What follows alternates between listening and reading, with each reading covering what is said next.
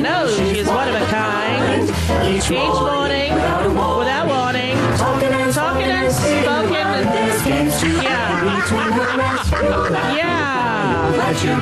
Yeah. Holds coin like Rosie. Yeah.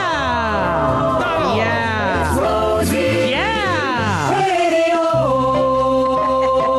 Hey, Lou, could you find the song "You Are the Only Exception" by Paramore? This is what I do whenever this song is on, and it makes my kids insane. But I feel like I want to do it right now because the way I sang that opening little number reminded me of what I do when Paramore, You Are. This is what I do, the entire song. Get ready. It's starting soon, and I'm going to do it. It's really after the intro is when the words begin and when I annoy my children. And this is how I do it. I think it goes like this. When I was younger, I saw it's the chorus that I do it. Not this part. And cursed at the wind. Screw you, wind. He broke his own heart, and I watched as he tried to reassemble it.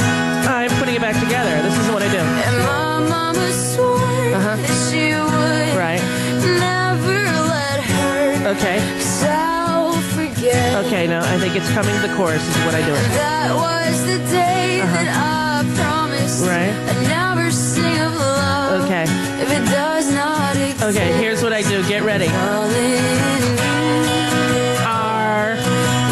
Only exception with you. Only exception with you. Only exception with you. Only exception. Okay, stop. But that song says that set over and over. It's like root canal to me, the chorus of that song. You are the old... You sound like a pirate. That's what I said. It's a pirate song. You are... Shiver me timbers. Okay, I don't know why I felt the need to bring that up today, but there you have it. It's Friday all day, as my Nana would say, and we have a really great show. Byron Katie is an amazing woman. She really is. And I found her online. And she's been around for a really long time doing this work. At 43 years old, she was so depressed, suicidal, couldn't get out of bed, wouldn't even sleep on the bed, didn't think she was worthy of the bed. Wow. Slept on the floor, had teens that she was not tending to. Herself, she was a mess. And one day, a cockroach crawled across her foot. She woke up, saw the cockroach, and she sort of had an epiphany. And she realized that you are not your thoughts, right? You're not your thoughts. That all the suffering in the world is caused by thoughts, right? And that victims are violent people, and they're violent against themselves. And all of these kind of amazing... And she was very heavy, too, at the time. She was over 200. She was, struggling, suffering. And she sort of came up with this 4-question work that allows people to not be controlled by their own thoughts. And she goes around and lectures. She's written books. She's, been done this with Oprah, which you can watch online. And she's done this with a lot of people. And she's like a self-help kind of person, but in a way that I've never experienced a self-help person before. Now, I started listening to her a couple weeks ago, and then I started telling people about it and I was trying to explain it to you, Jeanette, because I think that you would really like kind of the way in which she does it, right? Now, I am by no means an expert. I'm just going to meet her, and she's going to do the work with me here on the radio today. Yeah, wow. I'm going to do it, And I've watched almost every video that is available of hers on, because she does it on, it's not like one of these, pay $29.99 and come. She videos the conferences that she has and then puts the work up for free on her website, tells you what the 4 questions are. It's like, you ever see the commercials like, here's 4 tips to belly fat. Pay $19.99 and we'll tell you how to get rid of your belly fat. Well, she's giving it away. She's like, this is within every person. This is not mine to own or sell. This is the fact that the suffering in the world comes from believing the thoughts that are inaccurate.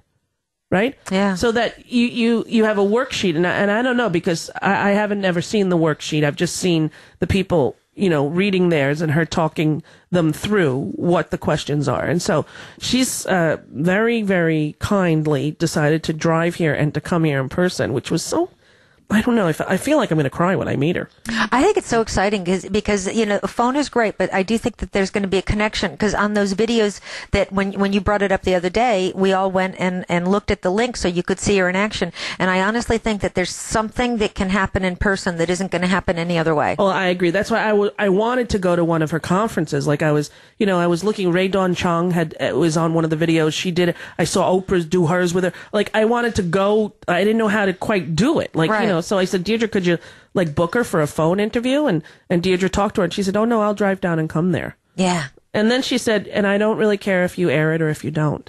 Wow. Which says so much about her, Well, that's the thing is, like, she's so, I don't know, she has a freedom. She sort of lives without suffering. And on the Oprah interview one, she said, well, how long have you been, free of suffering? And she said, 20 years. She said, well, how is that possible? Like, you have not lost someone? She said, oh, yes, I lost my mother. And she said, and didn't you suffer from that? She said, no, because, you can't argue with reality is her point, right? Mm-hmm. You can't argue with, like, that was how long her mother had to live. Her mother, she was there when her mother died. She went and was with her the whole time and saw in her eyes that her mother was there and then her mother was not. And instead of, that's the reality. Yeah. To argue and fight with the reality of, oh, I'm so sad, I'm so horrible, my mother's dead. No, that's what happened, right? And how you feel about it, how you think about it, really determines how much you're going to suffer about it, right? Yeah, wow. It seems when I say it's simplistic, but believe me, if you watch the videos, I don't know. I found it resonates within me in a manner that nothing else does. I've listened to I've read Eckhart Tolle, I've read Marianne Williamson, Tony Robbins. I've done it. It's not like I haven't been seeking some sort of spiritual practice that's going to help me be able to stay present in my life in the moment. You can't be borrowing trouble, as my Nana would say, from the future. You can't be living 1 foot in the future, 1 foot in the past, to stay right in the moment. As she says, like, well, guess what? It's over. Whatever just happened is over. Wow. And now you're in the now. So that is history and that's reality and that happened, but it's over. You're not you re-traumatize yourself by the thoughts. Your thoughts re-traumatize you. I think that's so true. And I would actually, you just said it sounds simplistic. I think the most profound thoughts in the world are simplistic. That's part of what's so profound. Yeah.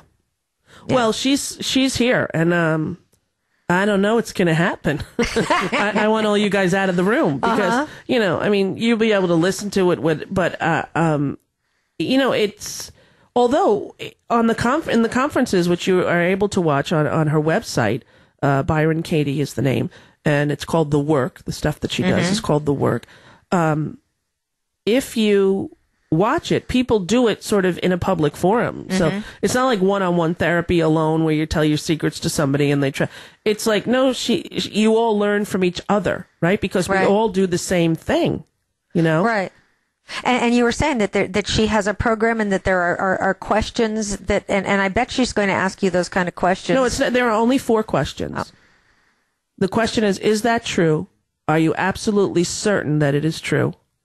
How does it make you feel when you believe it?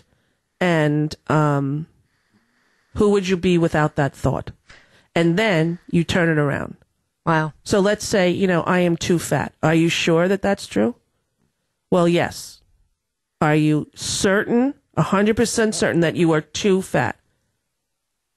Well, I'm not too fat to live because I'm living, and I'm not too fat to, I guess it feels true, but and she doesn't, you have to say yes or no.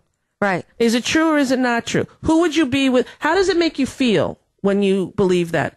Well, I feel bad about myself. I feel, I feel like I have no control. I have no self-worth. I'm not as, okay. And who would you be without that thought? Right. What I'm really interested to hear in this, when you meet her, is when your answer is yes, I am 100% certain. Well, there are people who go on the website and watch the people who say, yeah, are you absolutely certain that you are too fat? Yes. You're positive. Yes. And then your brain gives you proof of it. You're comparing yourself to other people. It's pretty, listen, when I first started reading about it and watching it and trying to understand it, I felt the same thing. Well, yeah, I am. Well, no, that's your thought that you are, right? You think that you're too fat, right? Then turn it around. I'm not too fat. I'm okay with how I am right now. In this moment, this is my body. I have to accept it. This is the reality. Too fat for who? Well, too fat to be comfortable. Well, that doesn't mean that you're not going to get thinner, that you're not going to at some point. It just means to stop your suffering, to stop beating yourself up. Right. And how to practically do it, to really do it, to train your thoughts, to not, obsess, to not. Right. I don't know. She said she had all kinds of addictions, all kinds of alcohol and food and depression and she, I don't know. You were saying something, and I literally don't remember if you said it during the show or not, but something about victims, that victims are people violent people.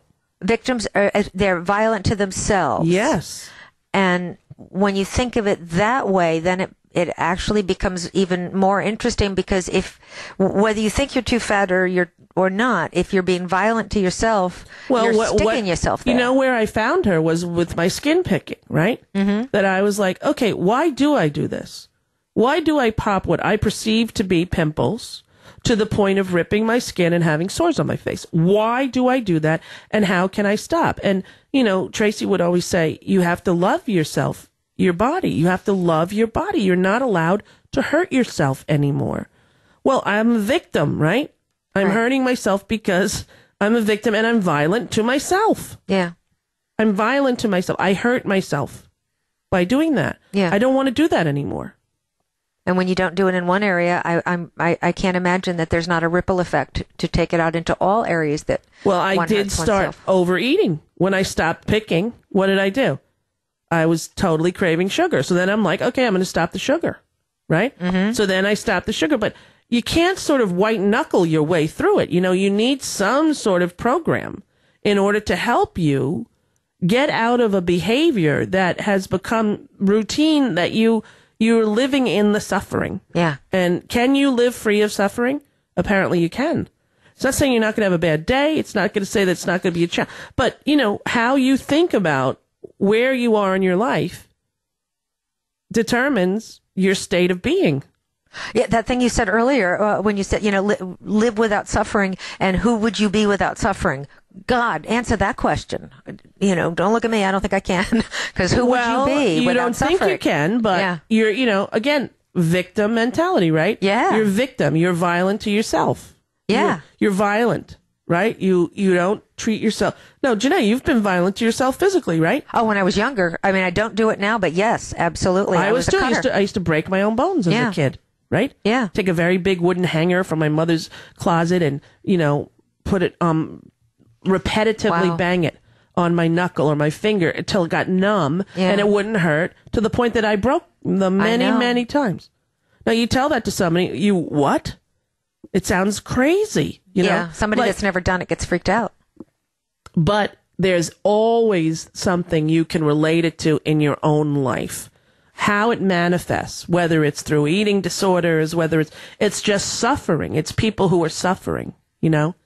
I don't know. It's sort of a radical love program, I think, in some way. Shifting that, imagine you would shift the world. If the world